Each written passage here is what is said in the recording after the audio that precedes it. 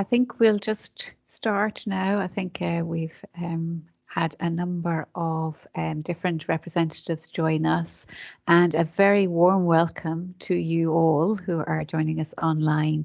I'm Siobhan Jordan. I'm founding director of Interface, and I'm delighted to have so many representatives from Scottish governing bodies of sport. So a couple more people just joining us, and then we'll get started. So a warm welcome to you all. As I mentioned, I'm Dr. Siobhan Jordan. I'm founding director of Interface, and we've been absolutely delighted to host this webinar this morning in conjunction with Sports Scotland. And thanks to you and all the team for all of their help in organising it behind the scenes. We're due to have representatives from around 18 different sports governing bodies alongside our partners, Sports Scotland, for this webinar. So it really is a tremendous to see you all joining us and to really, I suppose, inspire you as to the art of the possible in terms of the theme around funding and partnerships.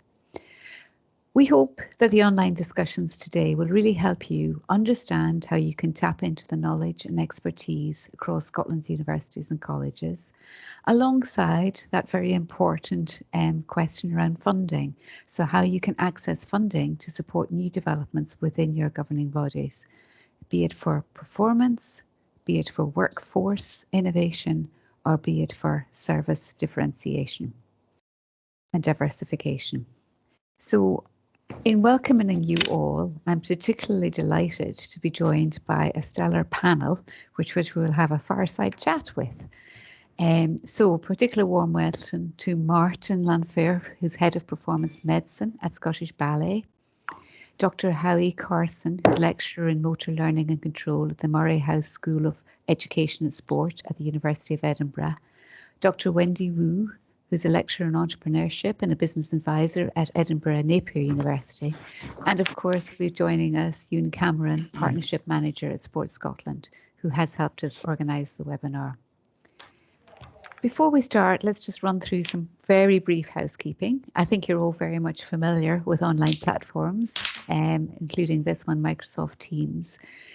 So there are absolutely ample opportunities to ask questions during the webinar. Please use the chat function to pose them, or indeed use the hands up function. And we have two particular question and answer sessions scheduled throughout the webinar. So we really welcome your thoughts, ideas and suggestions. The webinar is being recorded and will be available on our YouTube channel after the session this morning. I'd really invite non-speaking participants perhaps to turn off their videos and microphones during the session, just to avoid feedback and to ensure streaming is okay. But please, if you are going to ask a question, invite you to ask a question, then please feel free to put on your video and your microphone. But obviously our panel members have all their videos and microphones on.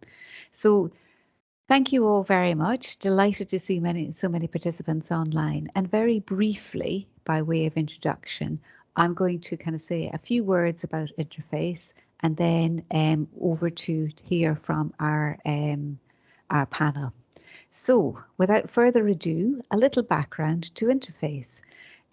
For those of you that aren't aware of what we do, Interface acts as a match.com between the worlds of businesses, industry, social enterprises, social innovators and entrepreneurship, and the worlds of academia. So we're a free and impartial service to make those matches very quickly to support any unlocking of new knowledge, talent, expertise across a wide variety of areas. And so our role really in matching the expertise is to work with organisations the length and breadth of Scotland around 5 different priorities. You can see on the map here that there's not a stone that's been left unturned across all geographical areas of Scotland, where every red dot is an organisation or a business that we've helped the length and breadth of Scotland. And indeed, one of them is your fellow governing sports governing body, Shinty Association, and I'll come back to that later just in a couple of minutes of how we've helped them. So turning to our 5 priorities, one of the main priorities is inspiring organisations and businesses as to the art of the possible. And you'll hear from our speakers in a couple of minutes how they have been inspired to work together and support through innovation, diversification and adaptation to tap into academic expertise. And that delivers in itself impact, making a difference, be it through diversification, be it through new products, processes and services, be it through workforce innovation. And that in turn helps inform what change can happen both economically and societally. And for sports governing bodies, I'm sure you've got many, many different challenges that you currently face, be it showing the return on investment to policymakers, right through to how do you future-proof your sport within Scotland and beyond. And that leads us to our fifth and final priority, the inclusivity. We really want to work with organisations that are the length and breadth of Scotland, but also helping support underrepresentation across all areas. So be inspired, and the world is your oyster from what we can do to help you. Very briefly, we are a free service offering that central point of access. We can help any sports governing body across access specialist knowledge, expertise or facilities. And we have a very reputable and efficient process to enable those matches to come. And did I say we were free? But also impartial and confidential. And finally, just in this very brief introduction, one of the key, I suppose, strengths of our team that are based the length and breadth of Scotland is knowledgeable about funding and being able to access funding to offset the cost. This is a discussion we'll turn to with our panel in a couple of minutes. But I mentioned that we've been working with your fellow governing sports governing body, Shinty Sport, and they've been able to avail of both standard innovation vouchers and indeed workforce innovation vouchers to be able to future-proof the development of Commons. So without Shinty and without Commons, there won't be a future. So it's been very important to them to tap into expertise across academia, and particularly University of the Highlands and Islands, to be able to future-proof their organisation. I'm just using that by way of example of how the funding can be utilised. And as I said, the team that we have an interface are hugely knowledgeable. So don't let funding be a barrier, but actually what we really are seeking are your ideas and opportunities where academic expertise can really make a difference. So inspiring the art of the possible is what we're about this morning. And I'm going to briefly put up this slide just in terms of the numerous ways of being able that you can contact us. But without further ado, it's been great to kind of meet our panel, and hopefully they, by telling their stories, will actually help outline how you can get involved in either accessing funding or tapping into expertise across the universities and colleges. So without further ado, I'm going to put the spotlight on Martin. Martin, bringing Scottish Ballet to a sports conference may not be the first point in perhaps our kind of starting point, but I think for you it has been hugely important and motivational to actually work with an academic partner in the University of Edinburgh. Could you maybe explain a little bit about what motivated you to do that?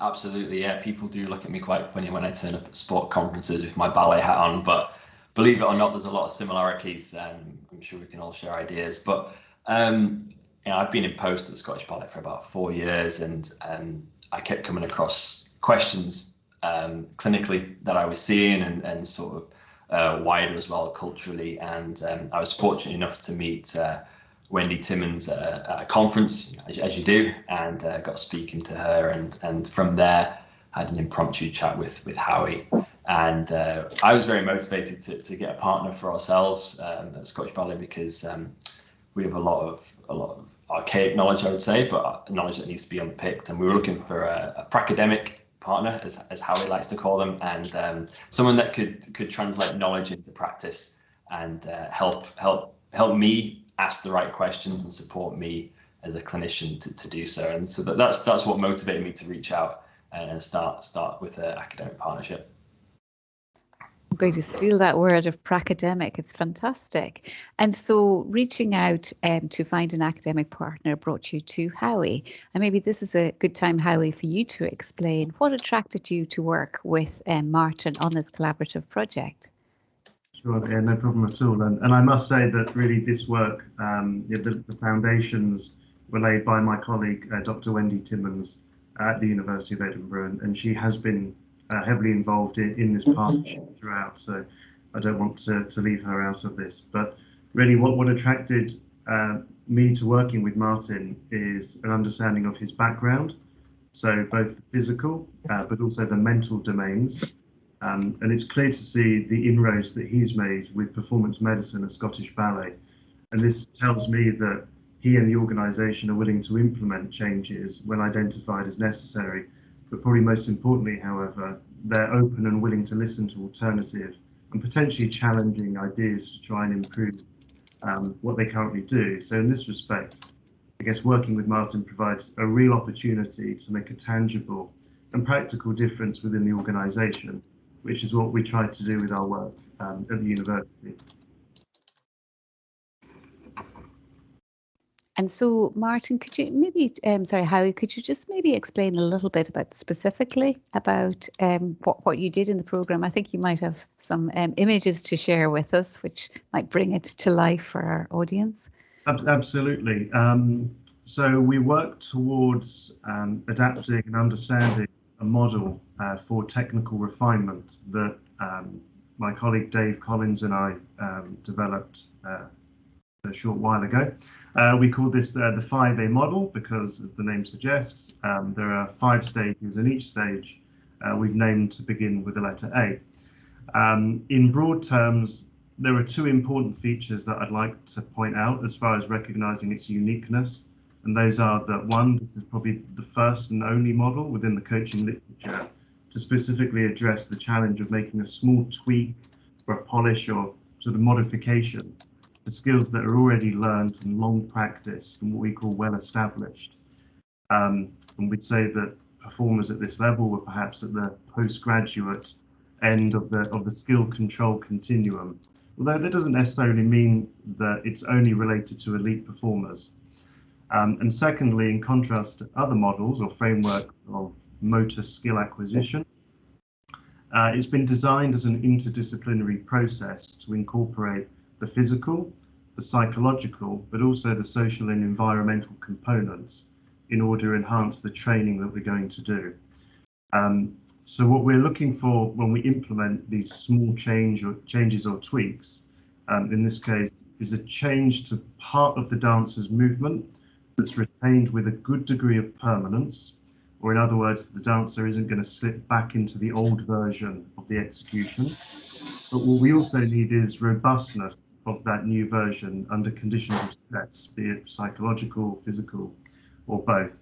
And all of this needs to be done within a timely duration, of course. So if I share my screen, let me just get that up for you, first of all. This is a graphic that's quite useful to show. So can you see that now? Yes, indeed, we can.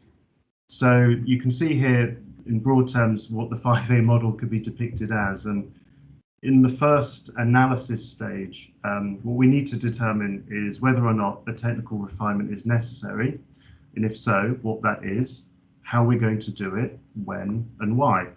And this last point is really important because we also need to ensure buy-in from the dancer and support practitioners involved. It's a really difficult thing to do. So making sure that everybody's committed is really key. So at this stage, we can represent the movement control by a black box with a closed lid to indicate that the movement inside is being performed in an automatic fashion without external interference, in other words. And what we're doing is we're deciding whether, when, how and why to open it and start changing the contents inside. So I like to use sort of graphics like this as a way to, I suppose, make as simple as possible the sort of science behind the training. So once we've decided to make a change, what we need to do is to follow a systematic process of essentially opening up the lid, so bringing into the dancer's consciousness the element of the change that they want to make. So we draw attention to that, and that represents a conscious control strategy with the lid open. We can then work to make the change with the dancer. So we gradually progress the movement version towards what the desired kinematics or movement pattern. Once we've achieved that, we can then put those movements back into the box so that they settle in with all the other components that we haven't changed. We can close the lid on it. So we return those movements back to being subconscious and more automatic that you would have seen prior to the change. But then as the final step, we need to make sure that those movements are secure. So what we do is we undertake a series of steps to pressure proof, to make sure that the athlete is confident in their ability to perform those new movements, and that the instructor or the teacher or dance master doesn't feel the need to make any tweaks and functions.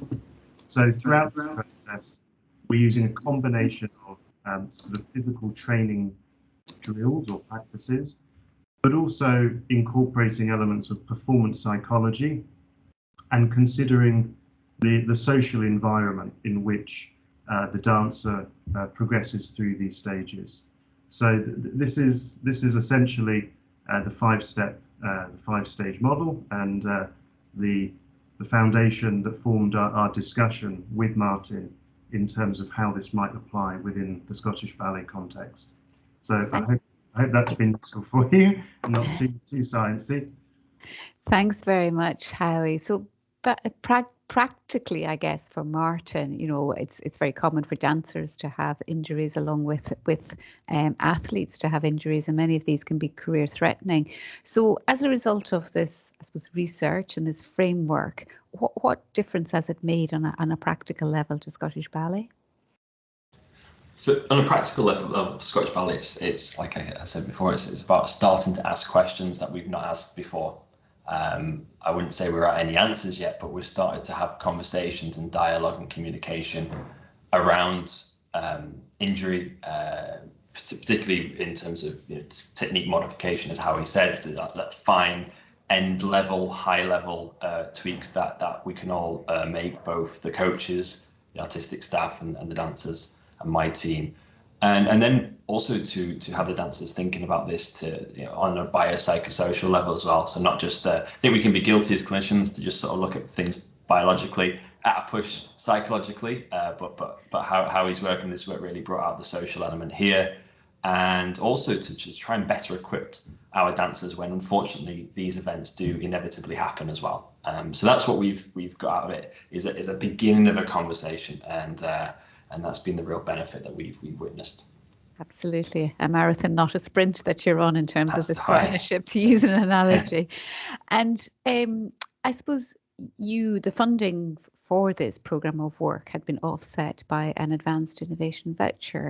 And oftentimes, perhaps companies might consider it's quite hard to apply for funding. How did you find this particular process? I'll give my opinions. I find it very straightforward. And it was interesting listening to, I've got some notes ahead of me, but one thing you said at the start, Siobhan, about the innovation voucher interface was efficiency. And I found it a very efficient and not, as I said before, I keep saying this, I'm a clinician, not a researcher, and I thought funding, this sounds daunting. Where do I start? And obviously Howie supported me, and Wendy Timmons supported me as well. But this was not an intimidating process. This was surprisingly, from my perspective, straightforward and supported process with good communication and a clear process throughout. That's great to hear. We always like to make things speedily and efficient. Yeah. And Wendy, if I can draw you into the conversation, for many organisations, it might appear quite daunting to actually approach a university to deliver a collaboration. What's the kind of view of universities with respect to working with sports organisations, or indeed any small or medium-sized company? And I think from my experience is I would encourage a small medium organization. I mean, it doesn't really matter small or big, because nowadays any organization facing very severe competitive challenges in the marketplace. So in terms of finding that kind of a unique offer is actually challenging for everyone. So specifically, for small medium organizations, you would think maybe big organizations have affluent resources, don't need to, but we all need to do that. So I would say the essence is really using university as a live lab for you to do the research development and to tap into this the resources, to enhance your innovative capacity and to develop the new product, new service, and and then also to optimize your process as well, enable you to achieve the high levels of impact. So, I mean, in practice, what does it really mean then? Through my experience, like Napier University, and we encourage students and we develop the co-creating curriculum with industry partner, with community partners. So we invite thought leaders come to the campus and to offer the challenges to our students, and the students work in the group. And so it's like 165 students, and then come up with 65 solutions provided to the sector organization communities, and so that's really great workforce. And because for SME and also maybe for micro levels of for organization sector, they need that, I mean, so everything's free, and also students after that they provide pro bono support for them as a continuation, because they love doing that, and then young people has energy. So that's one level of working force. The second level is really tapping into expertise, because nowadays, like with business school, we need to engage with digital, with computer science, and we love to engage with the external party, because the external party actually enable us to strengthen the internal engagement as well. So I mean, great. We need that kind of project to strengthen both ways expertise, and that levels of expertise also help business model development, and then help the tap into this kind of new areas of capacity building as well. And the third level is really kind of a joint funding application.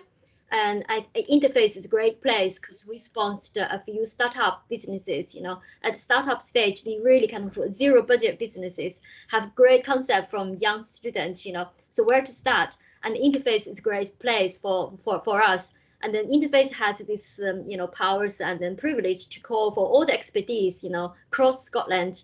And so, we get students' ideas to the lab and prototype it right away. So I think there's great levels of expertise level there, and then also resources. So I mean, to sum up, I would really urge all the SMEs to knock our door, to come to work with us, because we share this vision. Yeah.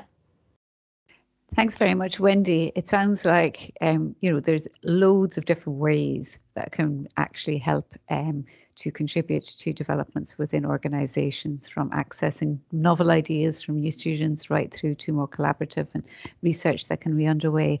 And turning back to you, Howie, what do you envisage? You've developed this framework, and obviously that's important for Scottish Ballet, but are there parallels that it could be adapted in the world of sport as well?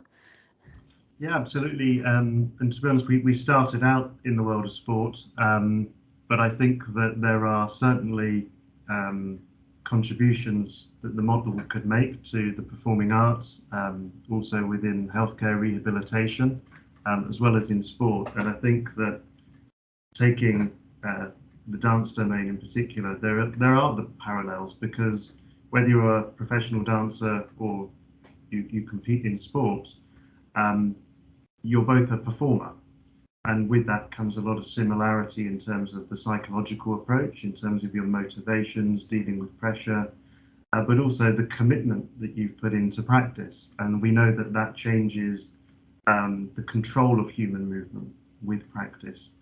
But what this partnership, I think, exemplifies really nicely is the need to carefully consider the specific context. So the model that we have has a foundation in principles, but the applied emphasis that we've tried to convey in our writings, but also in our communication, is that you need to tailor these to a very particular sort of demand of a performer, but also the people involved in that coaching or teaching context. Thanks very much, Howie. And I know, Martin, this is one partnership that we've put the spotlight on today, but there are a number of other different partnerships that Scottish Ballet have with different disciplines across academia. Are there kind of, I suppose there are multiple benefits for a large organisation to work with academics? Absolutely. Scottish Ballet is not just about what you see on stage. We're a big organisation, and one thing I'd probably draw people's attention to as an example is we have a huge dance health footprint in the community, and that's not to be confused with performance medicine. Dance health is more to do with using dance as a medium for rehabilitation and improving people's lives. So we've got Parkinson's projects and multiple sclerosis projects with in the LGBT community with young people, and this is sort of outreach work you recall, and we do. I know we have partnerships with other universities and trying to provide some rigor behind what we're doing, because I think our dance health partners would say we know this works on an anecdotal level and a practical level, but it'd be nice to put a little bit behind that. So I do know that side of that arm of our company has other relationships and other partnerships as well. Absolutely. And I think that return on investment and gaining kind of that, as you say, rigor, but independent evidence with respect to what difference these programs are making is hugely important to be able to demonstrate to various different community organisations to alongside widening participation. I'm going to kind of turn to our audience now and ask, are there any particular questions that you would like to pose the panel? Just you have your opportunity to put some in the chat or to raise your hand. So going to take a little pause to see are there any comments or observations that you would like to share.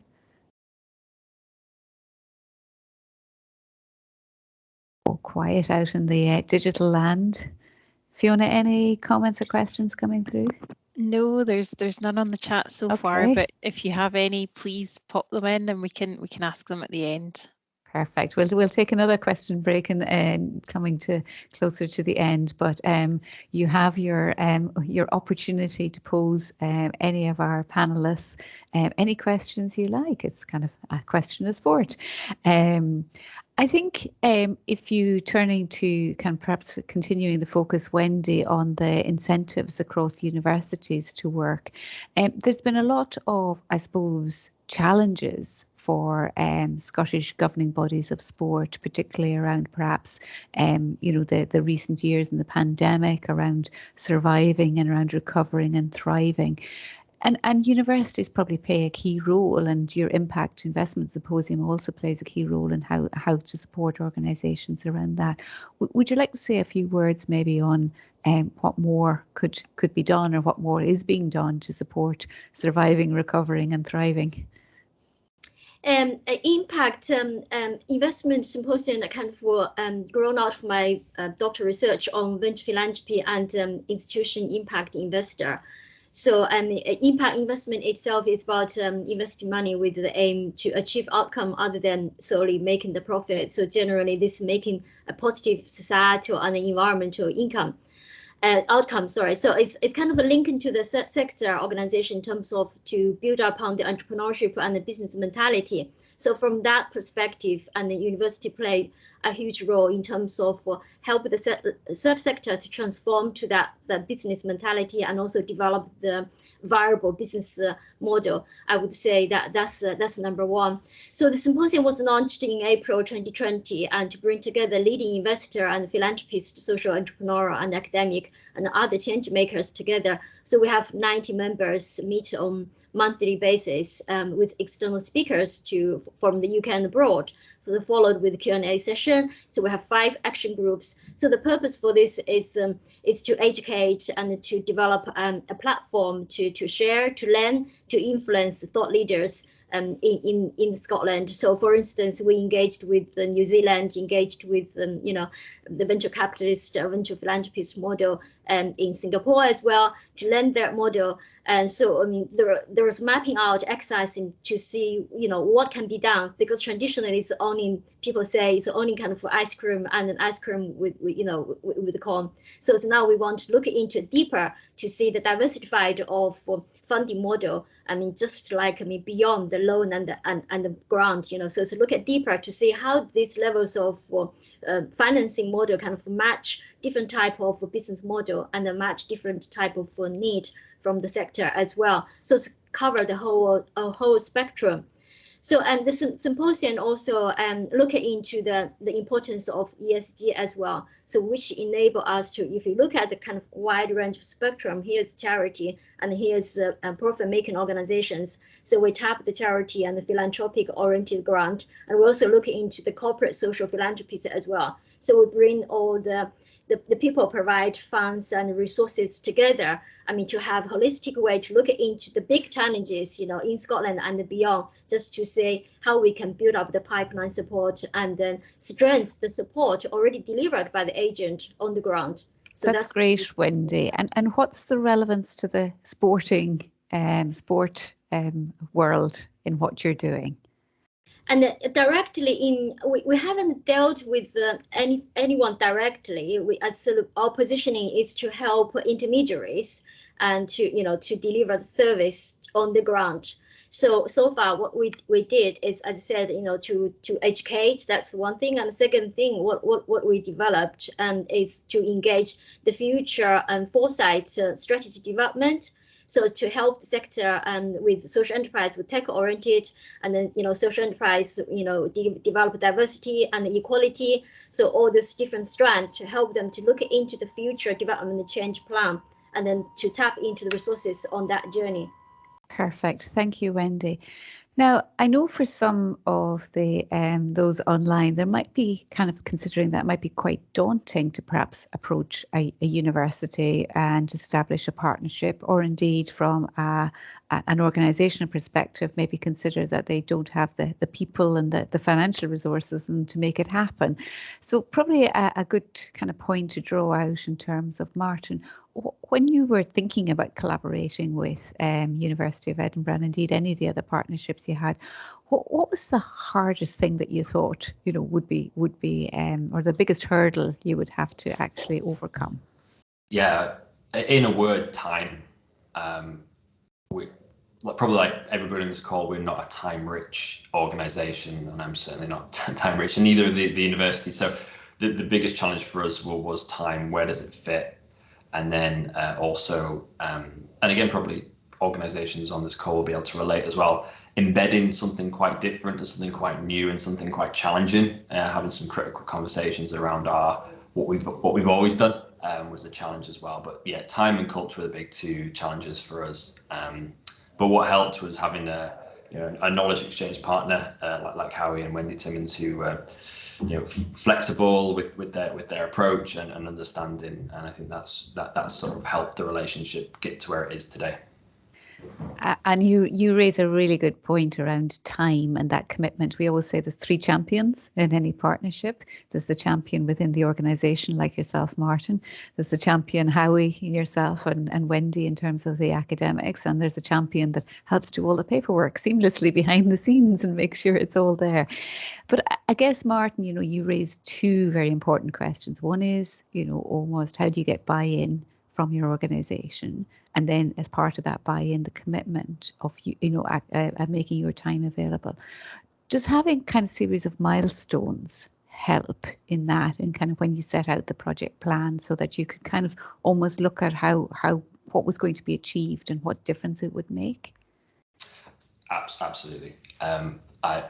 I approach everything with a plan, and maybe Harry can pick this one up as well. He's nodding his head there, but I think having clear milestones and sharing that with all the key stakeholders that are involved within the organisation, right from the CEO down, across the dancers, and sharing these really clear milestones and plans, and is important. And Harry's got so much experience with handling projects like this that I leaned on him quite heavily. Harry, have you got something to add to that? Yeah, it's just to say, I think being realistic, especially if you're taking on quite an ambitious project, it's really worth laying the groundwork and making sure that you have that, what we call shared mental model. So a coherent understanding of what it is that you're trying to achieve and how we're going to do it. Because if you start trying to make changes within an organization, and particularly in a high-performing organization, without getting everybody on board and knowing exactly what we're going to do, it can lead to all sorts of mess. And Martin's been great. Wendy and I, both previous practitioners, so we understand the nature of Martin's role and, to some extent, the workings of the company, and just being able to, I suppose, empathise with Martin and have that flexible approach to facilitate progress. That's what we want to do. And sometimes, it's not just a 9 to 5, but a Monday to Friday job. We need to change our way of working in order to have that translational impact within the field. And that's what we found has worked really well. But we have that open and honest discussion, and it's not seen in any threatening way. It's all about trying to work towards progress and an end goal. And that might take some more time. I'm sure it will. We've only started this partnership, but I think committing to that partnership is the first step. And I think this leads us nicely onto the question that's been posed by Ian McKinnon for Scottish Handball, which is very much around, do you set up parameters at the very beginning in those milestones as to defining success? What does success look like, bearing in mind that, sometimes not what you set out to achieve might be possible and practical. So maybe Howie, maybe you start off with what thinking about how do you measure success in what might be a kind of research that might weave its way through many different areas and strands. Yeah, absolutely. And I think both partners will have different indicators of success. Clearly, from my point of view, it's about the performance and, have I delivered a system that can change the movement in the way that Martin wants? From Scottish Ballet's perspective, there'll be a financial probably implication for that and a business case to be made. So I think that different members or different stakeholders within the team will be keeping an eye on different elements of that success. And, it's multi-level and, I suppose understanding the complexity of that will then drive the decision making in terms of what's done and when and how. So this is all sort of included in that consideration, but certainly reducing the impact of injuries, improving performer independence, and I suppose ultimately making the company and those working with the dancers work in a more efficient way would be, from our perspective, sort of indicators of success. I don't know, Martin, if you have any other expectations. No, that's just to sort of colour in, from a more clinical and practical perspective to answer Ian's question is, what we, the performance medicine department, get assessed on by the board is what is the burden of injury? What is that burden? Is that burden time lost? Is that dancers not available? Is that cost of surgeries and procedures? So unfortunately, that's the bottom line. Is for me is framing this through a financial and cost lens. But I also think there are soft markers here. I look at successes. Are there dancers now asking questions about technique refinement? Are there staff members, coaching staff? I'm looking at listening to conversations, because I think that's where we go back to that. I know it's an overused word, but culture. I think you've got that sort of softer, more nuanced success and markers of what are people talking about. Has the conversation changed? Has the tone changed a little bit? And they're things that are quite hard to quantify and quite hard to measure. But they're the sort of two. That's how we would view successes. Burden of injury, cost, finance, money, availability, which is all fair and well, but there's also the softer side of what is success from these kind of projects and this kind of investigation. It's great to hear, Martin and Howie, how you kind of set up those parameters of success from the outset and thinking about them and the milestones along the way. And I'm sure they were very important with respect to the influence that you had to go through internally, Martin, as well, to release that time and the commitment as well. I hope that answers your question, Ian, and kind of Fiona, I'll check in with you to see anything else that I've missed in terms of further questions. No other questions, but if anybody has them, pop your hand up and we'd love to answer them. Absolutely. And in the meantime, I hope that if any of you have been inspired, that you can get in contact with Interface. Fiona's popped the email address in the chat, info@interfaceonline-online.org.uk, because we'd be only too delighted to help. I think what I'm hearing coming very much through from our panelists is that ability to have trust, to have open communication, funding not being a barrier, and it is about access all areas. There's 28,000 academics in Scotland's universities, colleges. So think of the wealth of those minds being able to help your organisations, be it how you need to diversify or future-proof or look at new business models or anything else in between. So don't be a stranger, would be our kind of advice. Wendy, we're kind of coming to near the end of this webinar, and I suppose if I very briefly to ask you, if you were to give one piece of advice to those attending online today, what would you say, very briefly? Very briefly, I would say push your boundary and just to be brave and enter the uncharted water, and to establish smart collaboration with university, and we're here to support, and we want to engage with you to learn from you as well. That's brilliant. So that's a great piece of advice. And any final words from you, Martin or Howie, in terms of for our group online? Yeah, I would encourage the same. Universities are plentiful in terms of people that want to contribute and that do have expertise, and people should be encouraged to seek out, and approach. We don't all bite, and see what amazing things can be created from there. Absolutely. Great, thank you. Well, I do hope that you've all been inspired and think about the art of the possible. So thank you very much for joining us. As we've mentioned, the session has been recording, and Fiona will do a follow-up email with you, sending you contact details and the slides and the link to the webinar. So please do share with your colleagues in terms of the next steps. So much grateful thanks to all those who have been involved in organising this, but also to Martin, Howie and Wendy for generously sharing their insights and their thoughts. And as I said, my final word and handover is to Ewan, who has been instrumental in helping us organise this webinar. So Ewan, over to you for the final thoughts and observations. Thank you. Thanks very much, Siobhan. I guess I get the Jerry Springer shift here right at the end for the final thought. Listen, a really unique opportunity this morning to bring so many different people together for the governing bodies of sport.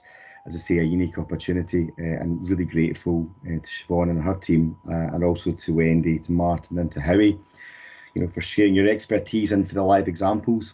You will all have seen from the chat that there's been a couple of sports have engaged already. So Scottish Cycling have been involved, the Camanachd Association through Shinty have also been involved in working with Interface.